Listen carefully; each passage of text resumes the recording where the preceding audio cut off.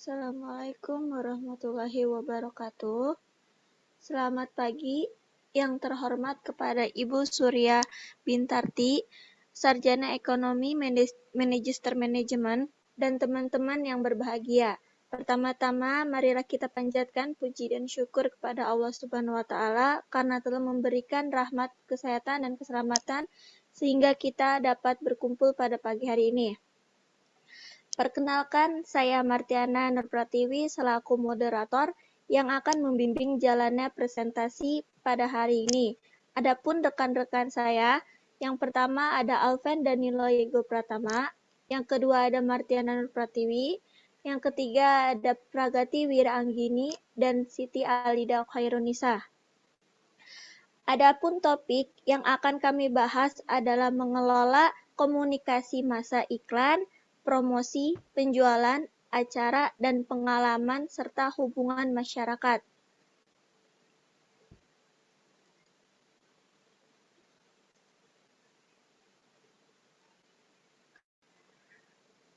Baik, langsung saja kita mulai ke penyampaian dan penyajian materi yang akan dibacakan oleh Martiana sendiri. Mengembangkan dan mengelola program iklan.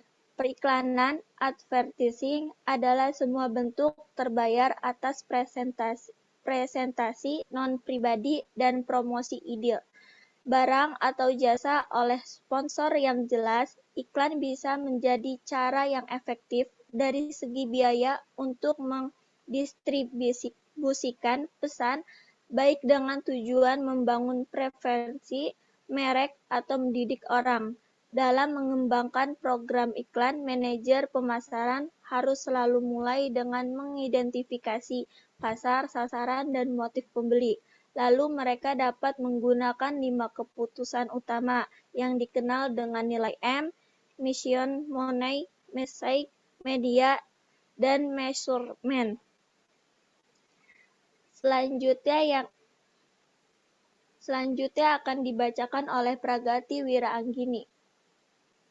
Selanjutnya ada tujuan iklan atau sasarana iklan yang kita kenal dengan advertising goals, yang dimana ini merupakan tugas komunikasi secara khusus dan tingkat pencapaiannya yang harus dicapai dengan permisah tertentu dalam jangka waktu yang tertentu pula. Tujuan dari iklan ini dapat diklasifikasikan menurut apakah tujuannya, baik untuk menginformasikannya, meyakinkan, mengingatkan, atau memperkuatnya. Selanjutnya ada tujuan iklan, yang dimana tujuan iklan ini terbagi menjadi 4 tahap. Yang pertama ada iklan informatif, atau yang kita kenal dengan informative advertising, yaitu menciptakan kesadaran merek dan pengetahuan tentang produk atau fitur baru dari produk yang ada. Yang kedua ada iklan persuasif, atau yang kita kenal dengan persuasive advertising, yaitu menciptakan keyakinan dan pembelian produk atau jasa. Beberapa iklan persuasif ini menggunakan iklan komparatif yang membuat perbandingan eksplisit tentang atribut 2 merek atau lebih. Yang ketiga ini ada iklan pengingat yang kita kenal dengan reminder advertising, yaitu adalah menstimulasikan pembelian produk berulang atau jasa. Yang terakhir ada iklan penguat atau yang kita kenal dengan reinforcement advertising, yaitu meyakinkan pembelian saat ini bahwa mereka itu melakukan pemilihan yang tepat. Selanjutnya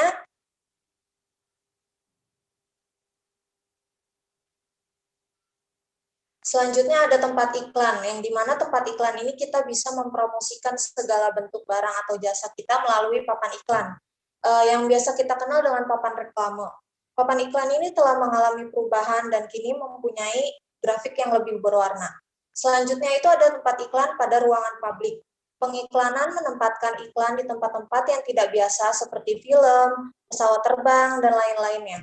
Selanjutnya adalah tempat iklan di titik pembelian. Untuk berkomunikasi kepada para konsumen dengan titik pembelian seperti pada iklan pada dalam toko.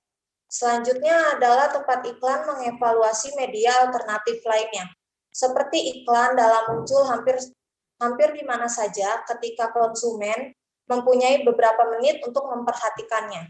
Selanjutnya adalah memilih sarana media khusus, yang dimana ini adalah perencanaan media harus mencari sarana yang paling efektif dengan biaya di dalam setiap jenis media terpilihnya. Selanjutnya adalah memutuskan penentuan waktu dan alokasi media tersebut. Dalam meluncurkan produk baru, tentunya pengiklanan harus memiliki di antara kontinuitas, konsentrasi, bersela, dan berdenyut. Yang terakhir adalah mengevaluasi efektivitas iklan. Menurut Philip Kotler, ada 3 metode utama pra-pengujian iklan dalam riset dampak komunikasi.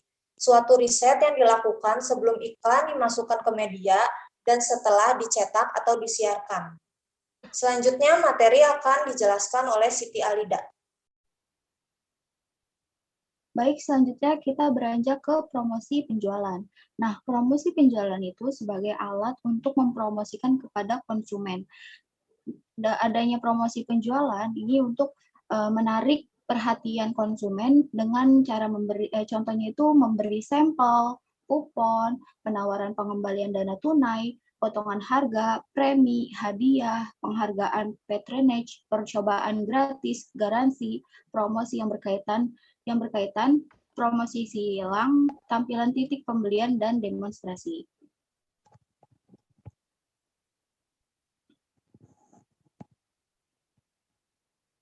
Selanjutnya, tujuan dari promosi penjualan.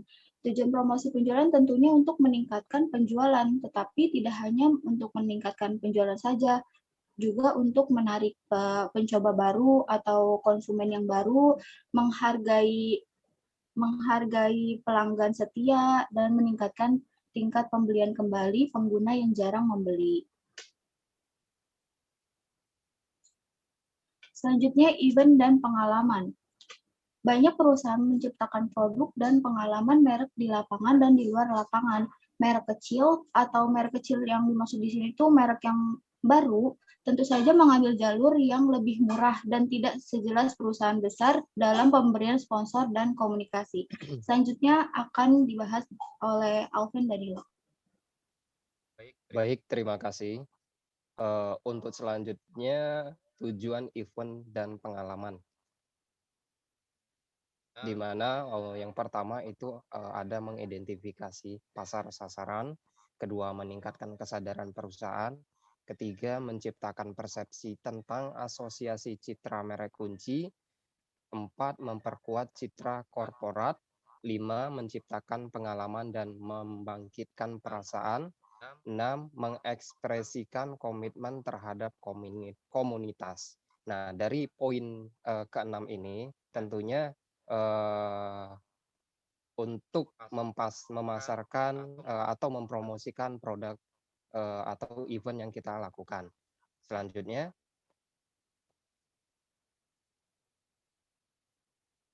hubungan masyarakat atau public relation. Nah, hubungan masyarakat atau public relation ini terbagi berbagai program untuk mempromosikan atau melindungi citra atau produk individual perusahaan. Nah, perusahaan tidak hanya harus berhubungan secara konstruksif dengan pelanggan, pemasok, dan penyalur, tetapi juga harus berhubungan dengan sejumlah besar masyarakat yang berminat.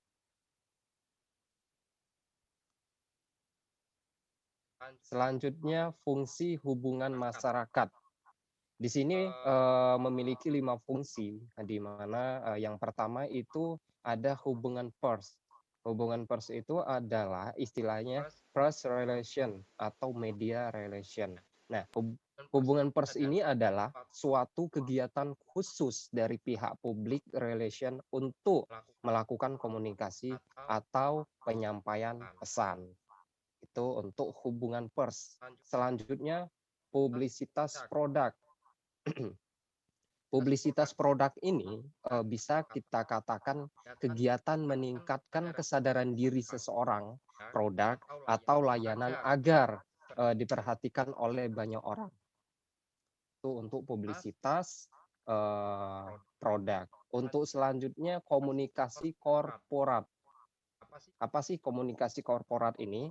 Nah, komunikasi korporat ini yaitu seperangkat kegiatan yang terlibat dalam mengelola dan mengatur semua komunikasi internal, eksternal yang bertujuan untuk menciptakan sudut pandang yang menguntungkan.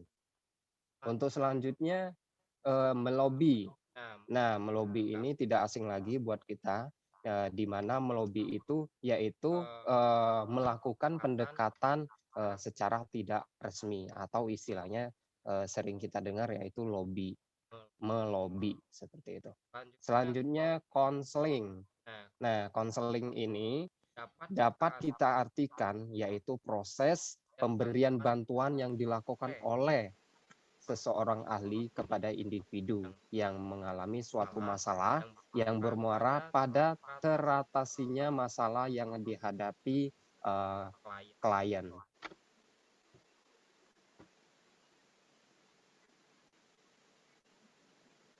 Untuk selanjutnya kembali ke moderator. Terima kasih. Baik, kesimpulan dari presentasi hari ini yaitu periklanan atau advertising adalah semua bentuk terbayar atas presentasi non-pribadi dan promosi ide, barang, atau jasa oleh sponsor yang jelas. Promosi penjualan sering menarik orang yang suka beralih merek, yang terutama mencari harga yang lebih murah, nilai yang lebih baik, atau premi. Banyak perusahaan menciptakan produk dan pengalaman merek di lapangan dan di luar lapangan. Merek kecil tentu saja mengambil jalur yang lebih murah dan tidak sejelas perusahaan besar dalam pemberian sponsor dan komunikasi. Hubungan masyarakat public relation meliputi berbagai program untuk mempromosikan atau melindungi citra atau produk individual perusahaan. Demikian tadi presentasi dari kelompok kami. Mari kita ucapkan alhamdulillah. Saya sebagai moderator mohon maaf atas kekurangannya. Kami dari kelompok 7 mengucapkan terima kasih untuk perhatiannya.